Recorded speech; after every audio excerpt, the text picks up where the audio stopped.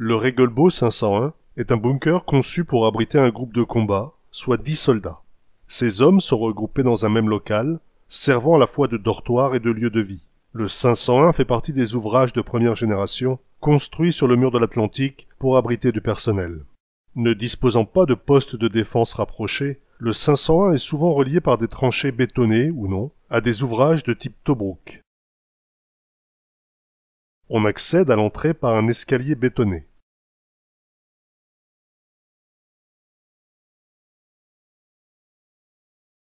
Quand le Regelbo 501 n'est pas totalement enterré, il existe un accès au toit par barreaux d'échelle métalliques insérés dans la structure.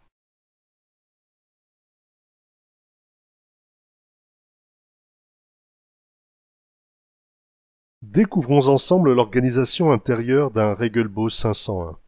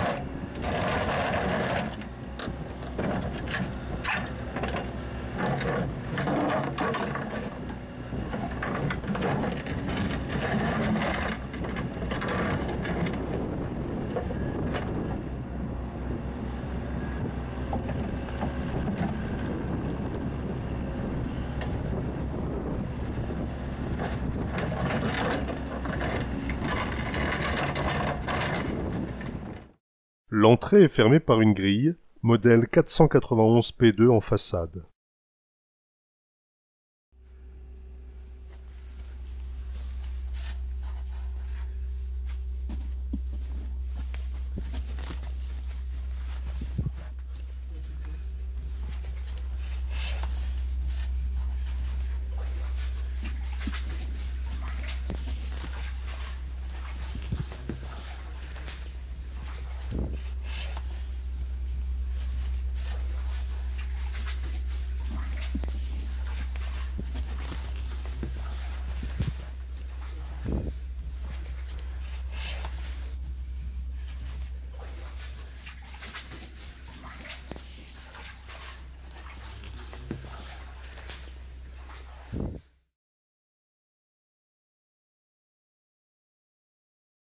Le créneau de défense protégeant l'entrée de l'ouvrage est doté d'une plaque blindée de modèle 483 P2. Le recoin sur la gauche de l'entrée est un endroit prévu pour mettre une armoire contenant le matériel de décontamination au gaz. An alle. Noch einmal sollen sich nun, unter dem Eindruck dieser Stunden, die wir zusammen erlebten, alle Kameraden an den entferntesten Übertragungsstellen melden und Zeugnis ablegen durch ihren Ruf von dem umfassenden Erlebnis dieser unserer Ringsendung. Achtung, ich rufe noch einmal den Eismeerhafen Lillehammer. Achtung, ich rufe noch einmal Stalingrad. À droite, on accède au sas étanche anti-gaz, protégeant l'accès à la salle de troupe. Contre les attaques au gaz, un bunker possède un système de ventilation et de filtration très efficace, combiné aux portes 19P7. Hier ist Stalingrad, hier ist die Front an der Brücke. Achtung, noch einmal die Lapplandfront. Hier ist die Wache im finnischen Winterwald. Achtung, noch einmal Südfrankreich, die Luftwaffe. Hier ist ein Feldflugplatz in Südfrankreich. Und noch einmal die Kriegsmarine und das Heer in Südfrankreich. Achtung, Achtung, noch einmal der Kampfraum um Reshef. Hier ist die Front südwestlich Kurozentrum Kalinin, der Kampfraum um Reshef. Achtung, der Ruf noch einmal zum Golf von Biskaya. Hier ist die Hafenstadt an der südfranzösischen Atlantikküste. Achtung, noch einmal Leningrad. Hier ist Front vor Leningrad und Apollo. Achtung, die Kanalküste. Vier Sicherungsverbände der Kriegsmarine am Kanal. Achtung, noch einmal die Kaukasusfront. Hier meldet sich die Front im Kaukasus. Achtung, die U-Bootfahrer im Atlantik. Hier ist ein Unterseebootstützpunkt am Atlantik. Achtung, Catania. Hier ist die Mittelmeerfront und Afrika. La première porte blindée est une 434 P01.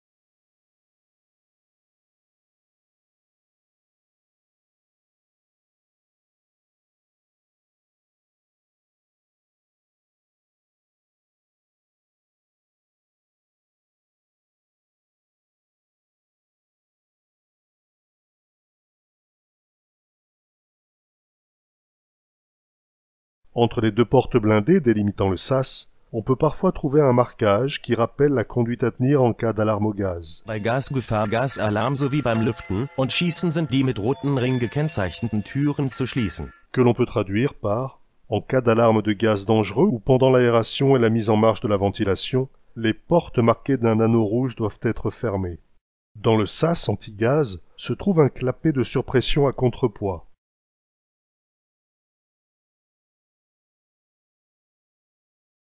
Une fois les portes étanches fermées, le bunker est mis en surpression grâce à une pompe et grâce au clapet de surpression qui ne laisse pas l'air extérieur entrer et ne s'ouvre que pour laisser passer l'air intérieur au-delà d'un certain seuil de pression, empêchant ainsi le souffle d'une explosion d'entrée par exemple. Achtung, Tacobane. Aus dem Heeresgebietsumkreis in der Tatra grüßen die Verwundeten ihre Kameraden an den Fronten. Achtung, noch einmal Greta. Achtung, noch einmal der Schwarzmeerhafen. Einmal der Schwarzmeerhafen auf der Halbinsel Schiff. Wir bitten euch, Kameraden. La seconde porte blindée est une porte étanche de type 19P7 avec joint d'étanchéité. In das schöne, alte deutsche Weihnachtslied, Stille Nacht, mit einzustimmen.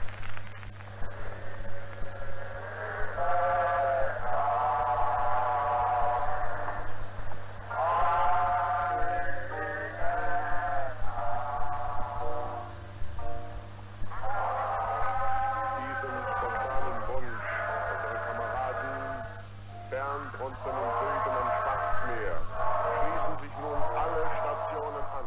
Par la porte 19P7, on entre dans la salle principale, le local de troupes. Jetzt singen sie schon am Eismeer und in Finnland. Und jetzt singen sie im Kampfraum unser Chef. Und jetzt schalten wir dazu alle die anderen Stationen. Le Regelbo 501 ne comprend qu'une salle de 5 mètres sur 4 à laquelle on accède par une unique entrée et un sas anti-gaz. Leningrad, Stalingrad. Und jetzt kommt dazu Frankreich. Kommt dazu Catania. Und singt Afrika. Und nun singt alle mit. Singt alle mit uns gemeinsam in dieser Minute. On y trouve 9 lits pour les 10 hommes et on peut parfois observer les traces de fixation de literie sur les murs du local de troupes. Les lits étaient des couchettes rabattables que l'on remettait à la verticale lorsqu'elles étaient inutilisées.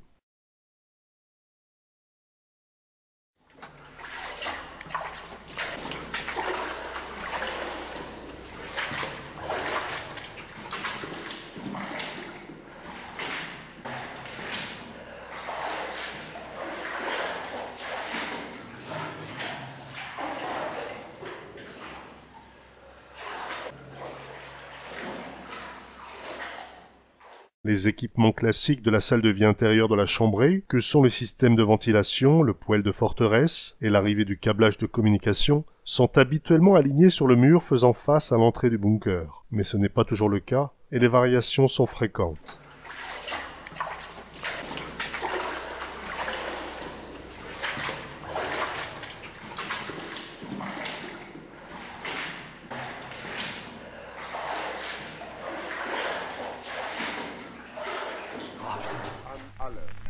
Noch einmal sollen sich nun, unter dem Eindruck dieser Stunden, die wir zusammen erlebten, alle Kameraden an den entferntesten Übertragungsstellen melden und Zeugnis ablegen durch ihren Ruf von dem umfassenden Erlebnis dieser unserer Ringsendung.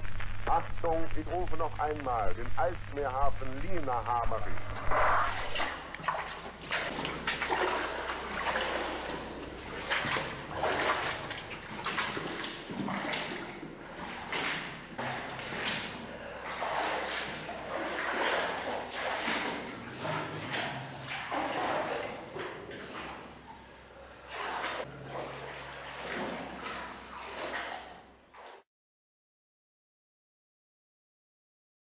Le créneau de défense d'entrée est de type 483P2.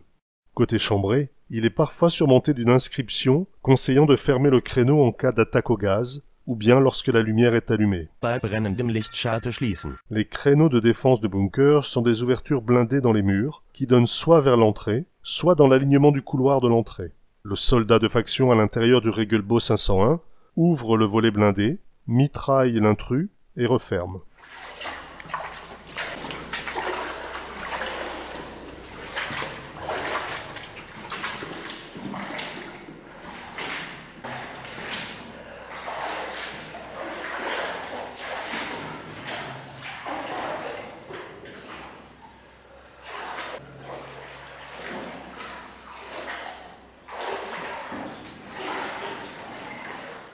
On trouve parfois dans les bunkers des reliques de munitions françaises, comme ces intérieurs de caisses de munitions de 7,5 mm. Ces munitions étaient utilisées par des mitrailleuses françaises MAC 31, récupérées par l'ennemi et mises en service dans l'armée allemande sous le code MG311. Pour communiquer avec les autres ouvrages, chaque bunker est relié à un réseau téléphonique souterrain via des relais téléphoniques. Les câbles arrivent au sol entre le ventilateur et le créneau de défense.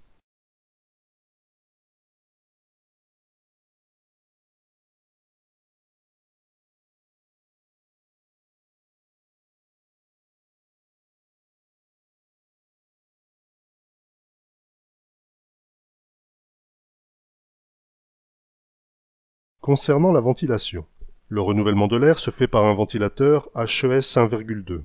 L'air frais, puisé en façade arrière du bunker, passe par un filtre dépoussiéreur puis dans la pompe. L'air est refoulé ensuite dans la pièce qui maintient une légère surpression. Le ventilateur est actionné manuellement, mais peut également avoir un fonctionnement électrique avec un groupe électrogène.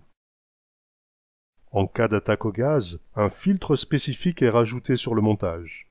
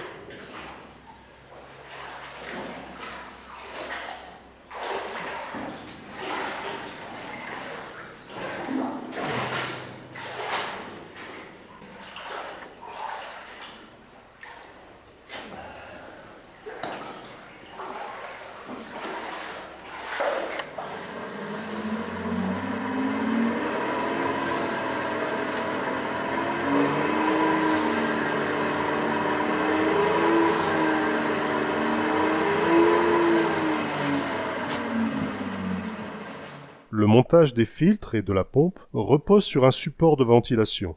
Sous le montage des filtres, un autre support permet de poser le filtre utilisé en cas d'attaque au gaz et de l'avoir ainsi immédiatement à proximité.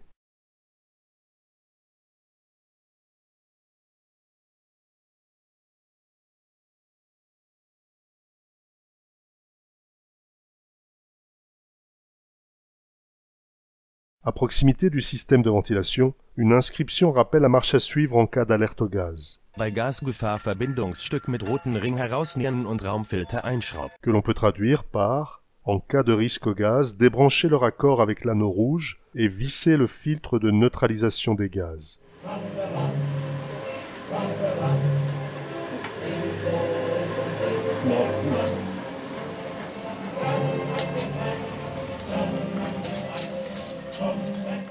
Dans la salle principale du Regelbau 501, on trouve un second clapet de surpression à contrepoids.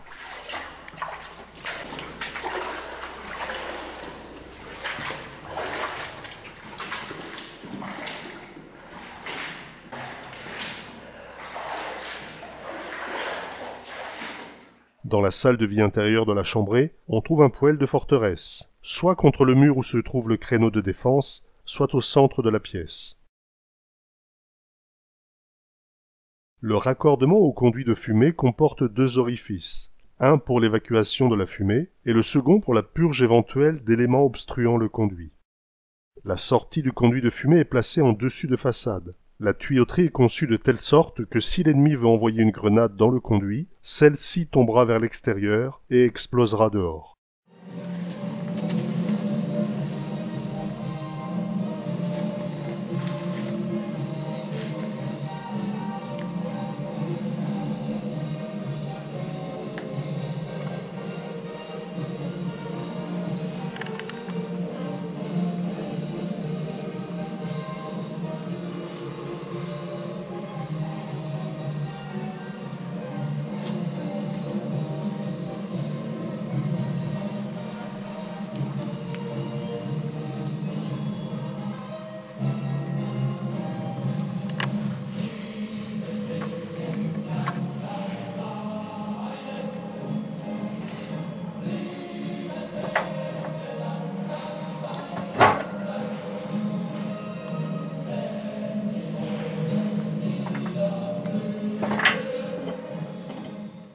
En raison de l'accès unique au bunker 501, la salle de troupe est dotée d'une issue de secours. Il s'agit d'un passage aménagé dans l'épaisseur du mur qui permet de rejoindre un puits accolé à l'ouvrage et équipé d'échelons.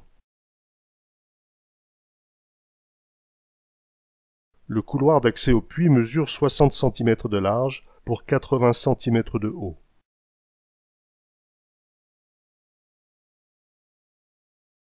Le couloir d'accès est fermé par une trappe, une porte blindée de type 410 P9.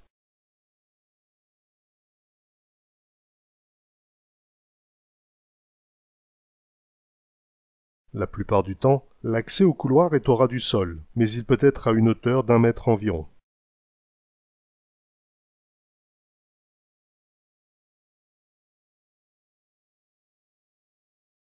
Le passage est protégé par deux empilements de 8 tronçons de poutrelles métalliques de type IPN, eux-mêmes protégés par des briques empilées. Achtung, ich rufe noch einmal Stalingrad. Hier ist Stalingrad. Hier ist die Front an der Wolga. Achtung, noch einmal die Lapplandfront. Hier ist die Barakke im finnischen Winterwald.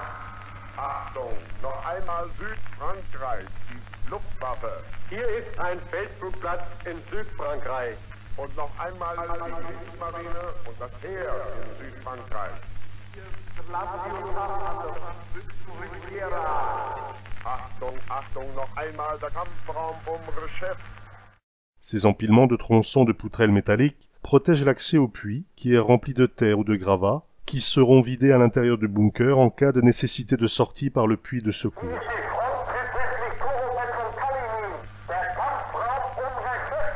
Achtung, der Ruf noch einmal zum Golf von Biskaya.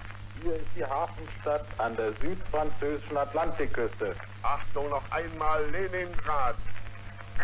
Front vor Leningrad und Apollo. Achtung, die Kanalküste. wir Sicherungsverbände der Kriegsmarine am Kanal. L'issue de secours est habituellement sur la droite du bunker 501, à côté de la porte 19P7, mais elle peut également être sur la gauche, selon la configuration du terrain où le 501 a été construit.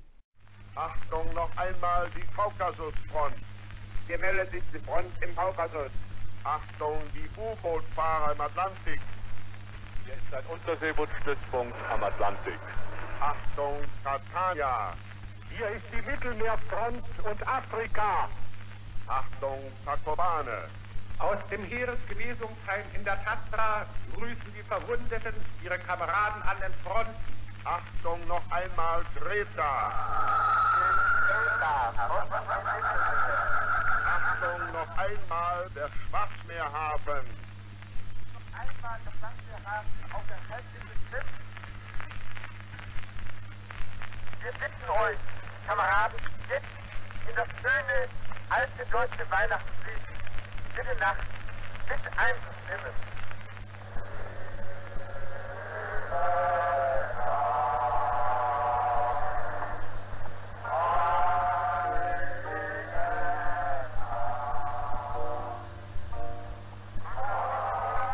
Diesem spontanen Wunsch unserer Kameraden Bernd, Brunsten und Sögen am Schwarzmeer schließen sich nun alle Stationen an. Jetzt singen sie schon am Eismeer und in Finnland. Und jetzt singen sie in Kampfraum und Reschef. Und jetzt schalten wir dazu alle die anderen Stationen, Leningrad, Stalingrad. Und jetzt kommt dazu Frankreich, kommt dazu Catania,